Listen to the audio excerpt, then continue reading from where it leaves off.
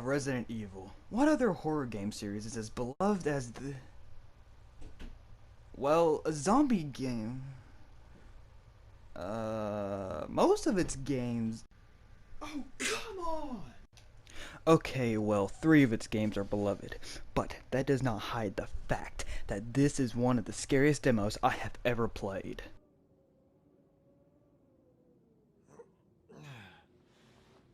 Apart from PT, this demo is so scary and so atmospheric, I played it as slow as possible. I haven't played a lot of Resident Evil in the past. The only good one I played was Resi 2, but I know that the game is supposed to be survival horror. That is exactly what this game does. It's not like that other one. It doesn't rely on jump scares, unlike most games. But it has to put some in there, which is totally fine.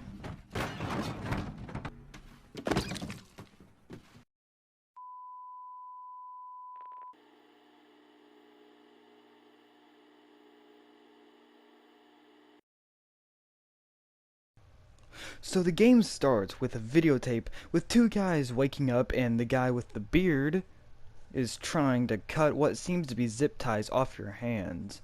After a little while, the game starts with you on the ground, sort of like PT. Hopefully it doesn't repeat the same room over and over again. When you come to your senses, you will be able to control your character, and already the atmosphere slaps you across the face. Unlike PT, you start out with your flashlight, which is so relieving. After walking around a bit, you find an empty VHS player. We'll come back to that later. After you leave the room, you realize that the house you are in is abandoned. Okay, I have to get this out of the way. Even though this game is really scary, it has some scares that are so predictable, like a piano cover shutting itself.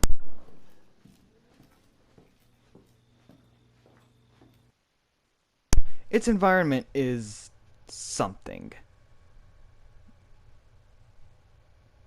The kitchen is the creepiest part of the demo. It has cockroach stew, microwavable crow, and frozen toilet. The physics in this game is promising. I mean, look at this.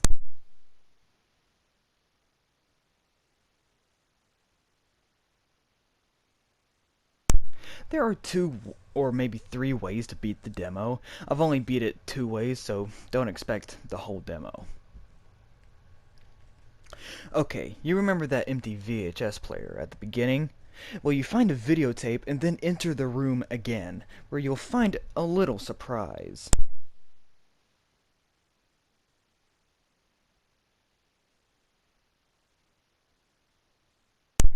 After putting the tape in, you're introduced to a recording of 3 guys entering a house. They are filming something for a TV show. After losing one of the 3 people, the other 2 go looking for him, and you then find out that there is a secret lever in the fireplace. So you go into the basement and find the other guy, who is now dead. No surprise there. So after the tape you can... I can't talk. So after the tape, you can go open the secret door. I mean, I don't see why you wouldn't, but anyway, this door holds 2 endings. I like to call them the fuse ending and the key ending. When you go in, you find the back door key and the missing fuse, but put the fuse back in the machine, and then you go upstairs. If you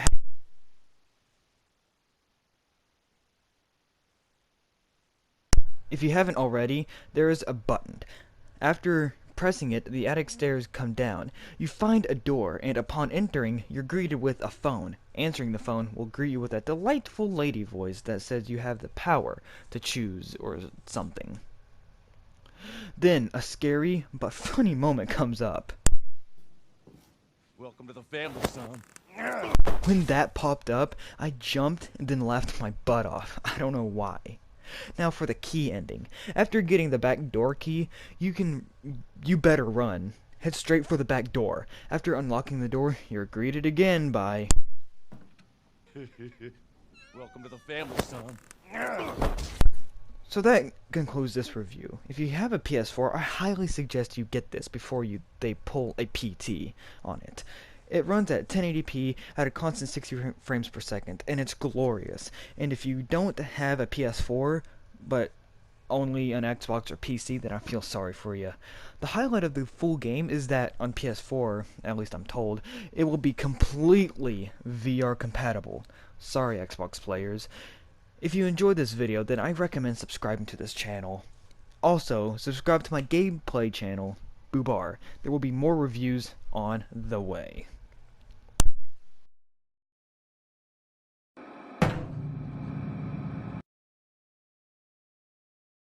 Welcome to the family, son.